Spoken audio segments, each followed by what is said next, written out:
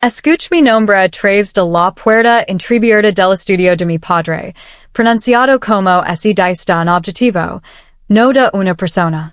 Mi hermana mía estaba dentro con el teléfono en altavoz, dando vueltas frente al escritorio de papa. Yo lavaba una bandeja con sopa y frascos de pastillas por el pasillo, todavía con mi uniforme de enfermera porque venía directamente en doble turno. Me detuve cuando la oí decir, tranquila y animada. Si Eva entra en pánico, me mandará un mensaje. Así lo tendremos por escrito. Una voz masculina, mayor y divertida, respondió, necesitas documentación. Hazla hablar. Mantén la emoción. Mia río suavemente. Siempre es muy emotiva. No hará falta mucho.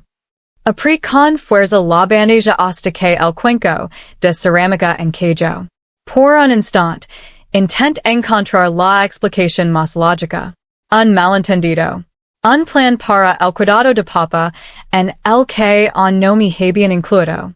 Cualquier cosa que no convertirá a mi hermana en alguien a quien temer. Entonces me dijo, primero la tutela. Después vendemos. Ella lucra, pero no tendrá acceso una vez que el banco congela las cuentas. El pasillo parecía estrecharse. Sentía el pulso retumbando en mis oídos, sordo y pesado, como si alguien lamara desde dentro. El hombre que hablaba por el altavoz preguntó, ¿y el vecino que te vio traer el dinero? La voz de mía se mantuvo ligera. Ya está solucionado. Lo dije que había estado estresada. La gente lo cree. Tien esa morada. Lavaba 3 meses durmiendo en la habitación de invitados, con el horario de medicación de papa pegado a la nevera, compaginando sus citas de fisioterapia con mis turnos en el hospital. Mia estaba reorganizando su vida en otra ciudad, llamando una vez a la semana para preguntar cómo estaba, como si fuera una planta. Ahora ella estaba en su estudio, ensayando mi queda. Di un paso atrás, con cuidado de que el suelo no creyera, y lev la bandeja a la cocina como si no hubiera oído nada. Mi rostro no reflejaba sorpresa. Parecía alerta. Cuando me salió unos minutos después, sonría, con el pelo peinado, y lavaba puesto el sudor en que lo había comprado a papa por Navidad. Me besó en la mejilla como si fuéramos unas personas normales. Hola dijo. ¿Estás bien? Te ves cansado. Sentí un sabor metálico detrás de los dientes. Un día largo, dije. Ella asintió, con los ojos llenos de una falsa preocupación. Pronto te conseguiremos ayuda. Ayuda. Otra palabra suave. Las examiné de regreso por el pasillo hacia la habitación de papa, y comprendí algo que me revolvió el estómago aún más que la traición. Ella no solo quería tener el control. Quería que pareciera inestable cuando me lo quitara. Mia y yo crecimos en la misma casa, pero aprendemos lenguajes de supervivencia diferentes. Yo aprendí a anticiparme los estados de ánimo, a suavizar los problemas antes de que se convirtieran en tormentas. Mia aprendió a transformar las tormentas en atención. Cuando éramos niños, papa tenía 2 trabajos y mamá se encargaba de todo en casa como un motor silencioso. Mia era la encantadora, la niña a la que las maestras elogiaban por su sonrisa. Yo era la responsable, la que encargaba de recoger los deberes y acompañar a los más pequeños al autobús. Antes pensaba que era solo cuestión de personalidad. Después comprendí que era cuestión de entrenamiento. Mia aprendió pronto que si mostraba vulnerabilidad, la gente se apresuraba a protegerla. Yo aprendí pronto que si no mostraba competencia, nadie me prestaba atención. Éramos muy unidos, como lo son las hermanas cuando el mundo es pequeño. Compartimos habitación hasta que me fui a la universidad. Nos susurramos secretos en la oscuridad. Nos peleábamos por la ropa y luego nos defendíamos en el colegio como si fuéramos inseparables. La separación ese produjo poco a poco. Mia ese fue de casa a los 19 años, buscando ciudades más grandes, habitaciones más grandes, una vida más plena. La maba para contar historias de fiestas, y trabajos que nunca duraban. Su padre se esperaba y, aun así, lo enviaba dinero. Decía que solo necesitaba tiempo. Mi quid. Estudié enfermería, y me contrataron en el mismo hospital donde mama trabajó, en el turno de noche, durante años.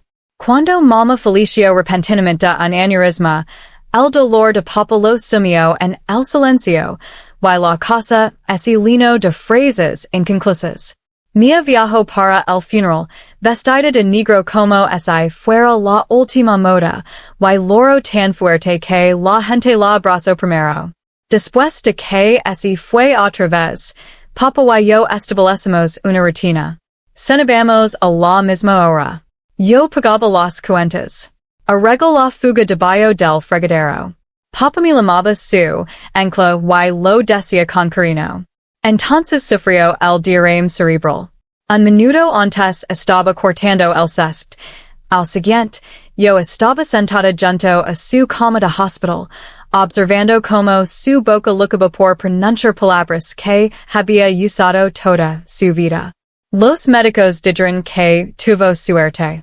Recuperaría la movilidad con terapia. Tener suerte significaba meses de trabajo. Me mudé a la habitación de invitados. Reorganicé mi horario. Aprendí a triturar las pastillas para hacer puré de manzana y a ayudarlo a ponerse de pie sin que se sintiera como un niño. Atendía sus llamadas de la aseguradora durante mis descansos para almorzar. Llenaba sus formularios de incapacidad en el estacionamiento entre turnos. Me lo visito una vez, 2 semanas después de que él regresara a casa. Se quedó 3 días, tomó selfies con él, publicó un mensaje sobre lo importante que es la familia y marchó antes de que llegara el fisioterapeuta. Después de eso, sus llamadas hicieron más frecuentes. Empezó a preguntar por las cuentas de papa, por la escritura de la casa, por si su testamento estaba actualizado.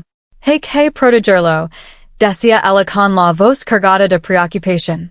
Respondía con paciencia porque quería creer que su preocupación era sincera. Quería creer que mi hermana podía estar allí cuando más la necesitara. 2 noches antes de orla, en el estudio, me había abrazado en la cocina y me había susurrado. Has hecho mucho. Estoy orgullosa de ti. Sentí un nudo en la garganta, una sensación de alivio. Ahora me di cuenta de que ese alivio había sido la oportunidad que ella necesitaba. Después de cenar, Mia insistió en llevar la medicación a papa a su habitación. La dejé, no porque confiara en ella, sino porque necesitaba que estuviera cómoda. La gente se muestra más abierta cuando cree que sigues interpretando el papel que te asignaron. Esperé que la casa quedara en silencio. Luego entré en el estudio de papa y cerré la puerta tras de mí. El escritorio lucía igual que siempre. El viejo juego de pluma estilográfica de papa, una foto enmarcada de mama, una pila de correos sin abrir. Pero el cajón superior, el que papa usaba para documentos legales, estaba entreabierto. Lo sac. Dentro había documentos que no había visto. Una carpeta con la etiqueta solicitud de tutela. Otra con la etiqueta demanda bancaria. Un bloc de notas amarillo con la letra de Mia en la parte superior. Eva, activadores. Sentí una opresión en el pecho al leer los puntos que aparecen debajo. Cada línea una palanca. Menciona a mama. Menciona el dinero. Menciona sus turnos. Has que levant la voz. Has que admita que está agotada. Debajo había capturas de pantalla impresas de mensajes de texto entre Mia y yo, cuidadosamente seleccionadas. Las noches había escrito. No puedo hacer esto sola. La mañana había escrito. Por favor, deja de cuestionar cada decisión que tomo. Sacadas de contexto. Parisien un signo de inestabilidad. Pase a la página siguiente y 6 una hoja de cálculo titulada Cronologia. Fechas, horas y notas. September 14th. Eva retiró $600 en efectivo. Un vecino la vio. 16 of 9. Eva olvidó su cita de fisioterapia. No retire $600. No me olvidé de PT. Pero 6 lo que estaba haciendo. Construir una historia con suficientes pequeñas afirmaciones como para que un desconocido pudiera creérsela. Me temblaban las manos, pero luego se tranquilizaron. Me obligue a fotografiar cada página con mi teléfono, despacio y con claridad. Una tabla del suelo crujó detrás de mí. Me gire, con el corazón latiendo con fuerza, y six a papa, en el umbral. Estaba apoyado en su bastón, con la mirada perdida por el cansancio. El derrame cerebral lo había deformado ligeramente el rostro, pero su mirada era penetrante. Miró los papeles que tenía en las manos. Mía, dijo con voz ronca. Me acerco rápidamente a él. Papa, vuelve a la cama. No deberías estar despierto. Sacudió la cabeza, pequeña y obstinada. ¿Qué es eso? La pregunta me atravesó. ¿Cómo le dices a un hombre que se está recuperando de un derrame cerebral que su hija está tramando arruinar la vida? Trague saliva con dificultad. Yes, papelio. Dije con cuidado. Cosas de adultos. Yo me encargo. Los ojos de papa se entrecerran. Señaló con un dedo tembloroso las palabras tutela. No, dijo. Salió como un granido. Entonces mía apareció detrás de él, en el pasillo, descalza, con el pelo suelto, tocando suavemente. ¿Qué está pasando? Preguntó con voz dulce. La mujer, observe cómo se había colocado de tal manera que papa cuidaba entre nosotros, así que tuve que hablar sin que él pudiera oírme. Vaya la voz. ¿Por qué están tus papeles en el cajón de papa? Sus ojos se abrieron lo suficiente como para parecer inocentes. ¿Qué papeles? Levant el bloc de notas. Esto. La mirada de mía se dirigió a papa, y luego a mí. Eva, no deberías estar revolviendo, dijo con dulzura. Estás estresada. Necesitas dormir. Papa dio un paso adelante, en actitud protectora, y casi pierde el equilibrio. Lo sujit por el codo. La voz de mía se endureció por un instante. No lo toques así. Las palabras eran sencillas, pero conllevaban una acusación. Sentí que la trampa se cerraba. ¿Por qué se alzaba la voz? Me la María inestable. Si me mantenía tranquila, decía que tenía frío. Papa nos miró a ambos, confundido, respirando con dificultad. Me le puso una mano en el hombro y lo giró suavemente hacia su habitación. Vamos, papa. Deja que Eva descanse. Ha estado trabajando demasiado. Papa se resistió, con la mirada fija en mí. Eva, ¿estás bien? Me ardía la garganta. Estoy bien, dije. Mia me sonrió por encima del hombro de papa, una sonrisa pequeña y precisa. Entonces susurró, apenas audible. Ten cuidado. Y supe que la traición no era una hipótesis. Estaba activo. A la mañana siguiente, mi tarjeta bancaria fue requisada en el supermercado. No fue una ardemana de un desconocido, ni un fraude lejano. Era mi tarjeta personal, vinculada a mi nómina. Mi hija un lado mientras un adolescente esperaba detrás de mi con una cesta de cereals y leche. Lo intento nuevo. Rechace la oferta. Mi teléfono vibró con un correo electrónico, debido a un informe de actividad sospechosa, sus cuentas están restringidas temporalmente. Seni un vuelco en el estómago. Le mal banco desde mi coche, con las manos apretadas en el volante.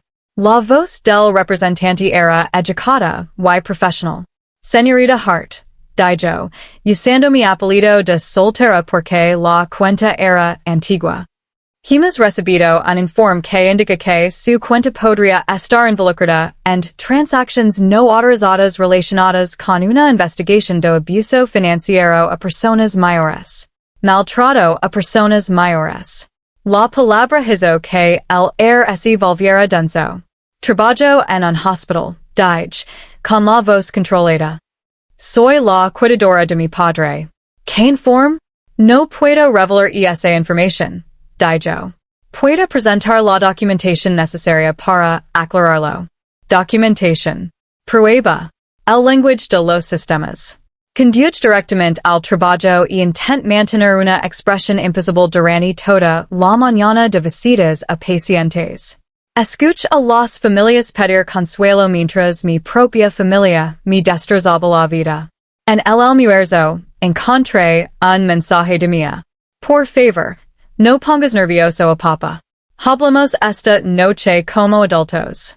Como adultos. Esa frase me da asco. Después de mi turno, volví a casa y encontré a una trabajadora social del condado sentada a la mesa de la cocina con mía. Papá estaba en su sillón reclinable, con aspecto pequeño y las manos apretadas en el regazo.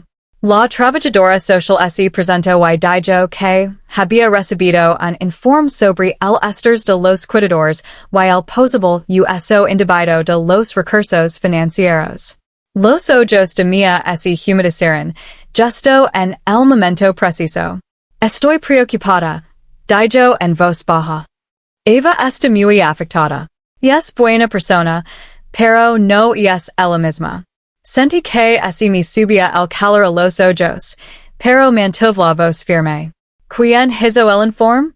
La trabajadora social dijo que no podía revelar esa información. Por supuesto. Mia deslizó una carpeta sobre la mesa. Solo responde a sus preguntas, dijo. Todo irá bien y sincero. Abrí la carpeta y 6 copias de extractos bancarios que no había impreso, retiros resultados que no reconocía, y una foto mía en la entrada de la casa sosteniendo un sobre del banco. Recordaba aquel día. Había sacado dinero para la fisioterapia de papá porque su lector de tarjetas estaba roto, y papá no quería cancelar. Había guardado el recibo en mi cartera. Pero el efecto de resultado hizo que pareciera un robo. La trabajadora social preguntó si papá se sentía seguro. Los ojos de papá se posaron rápidamente en mí. Su voz era pasada. Eva, bien. Mia se inclinó hacia él. Papá, puedes decírselo si tienes miedo. El seno de papá se frunció. La confusión se mezclaba con la presión. Observe la mano de Mia sobre su hombro, suave, controladora. La trabajadora social preguntó por los cheques extraviados. No sabía nada de cheques extraviados. Mia lo hizo. Ella había estado en el estudio de papá, en su cajón, con su chequera. Se me secó la boca al darme cuenta de que no solo estaba inventando una historia. Ella estaba plantando pruebas. Esa noche, después de que la trabajadora social se marchara permitiendo un seguimiento, me acorraló en el pasillo. Lo estás enfriando, dijo en voz baja. Estás actuando como un paranoico. La mira los ojos. La más del banco. La más del condado. Estás intentando obtener la tutela. Su rostro no reaccionó como yo esperaba.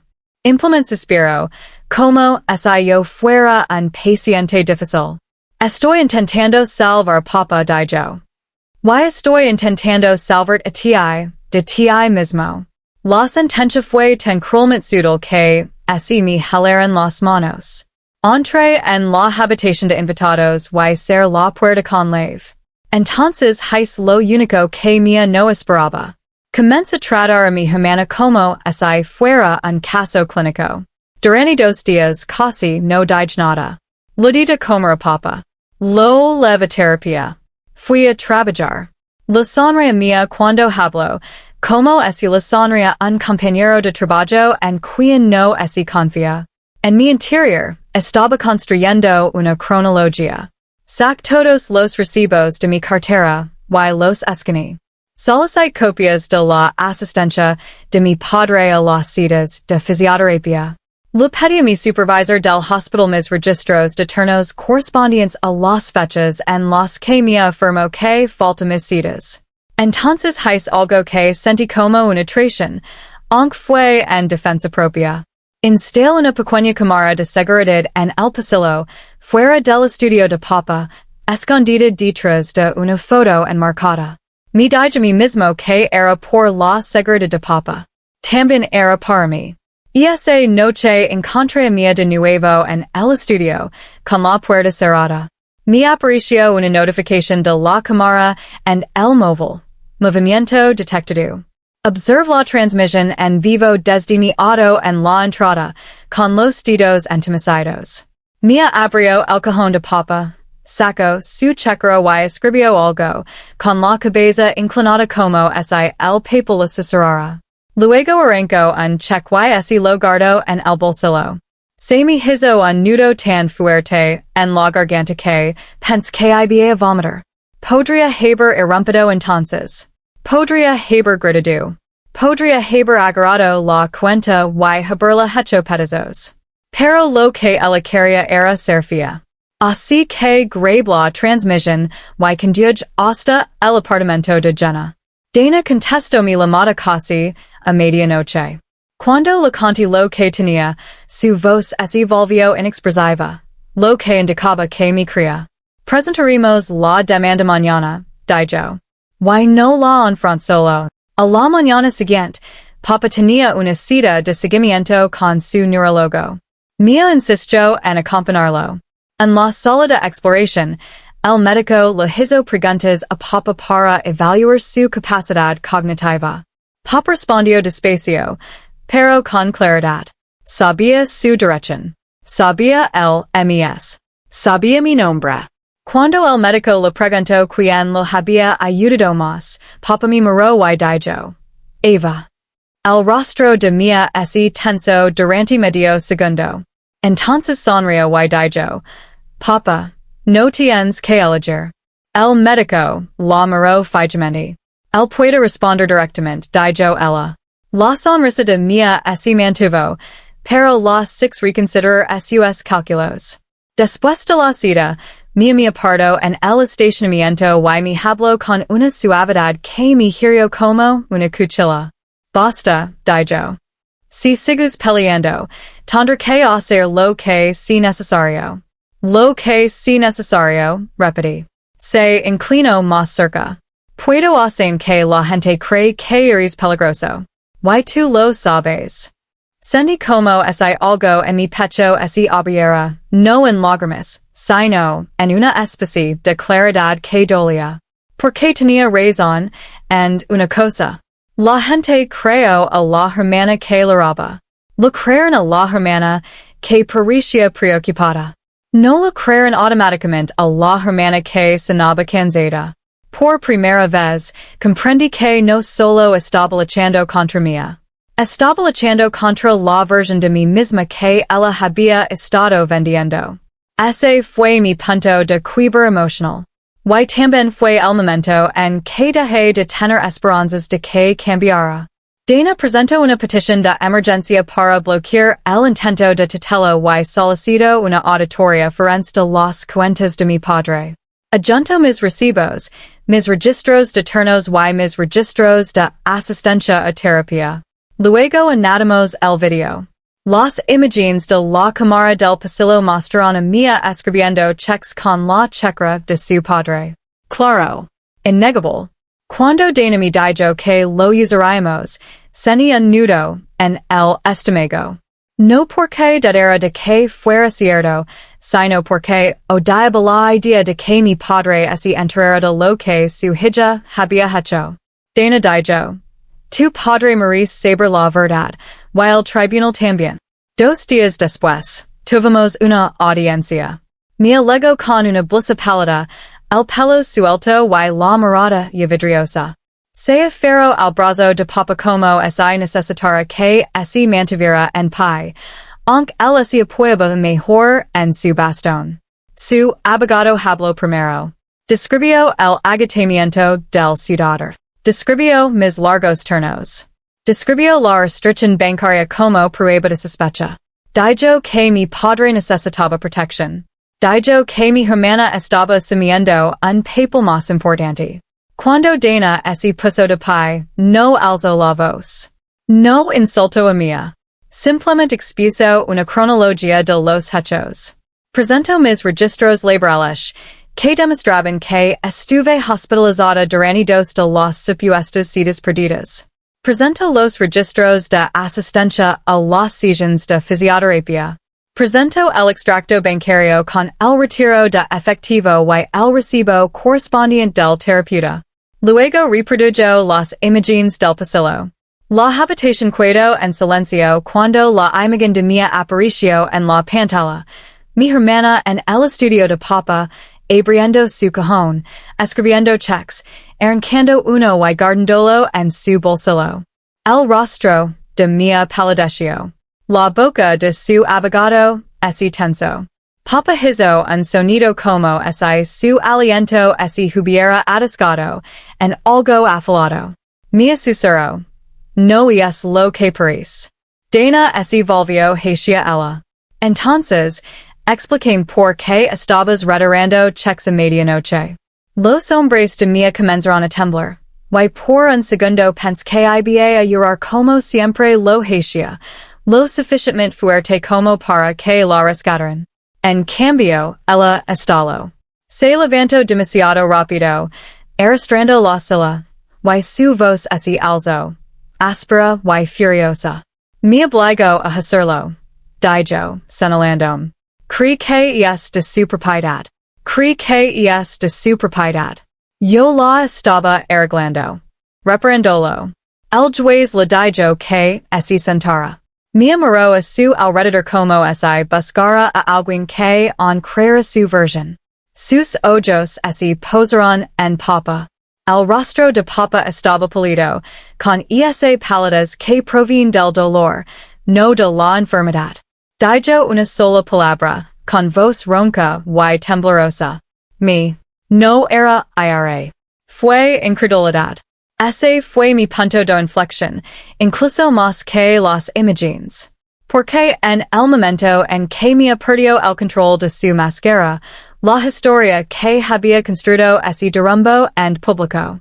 El juez denegó la solicitud de tutela de emergencia y ordenó una investigación completa sobre la actividad de los cheques.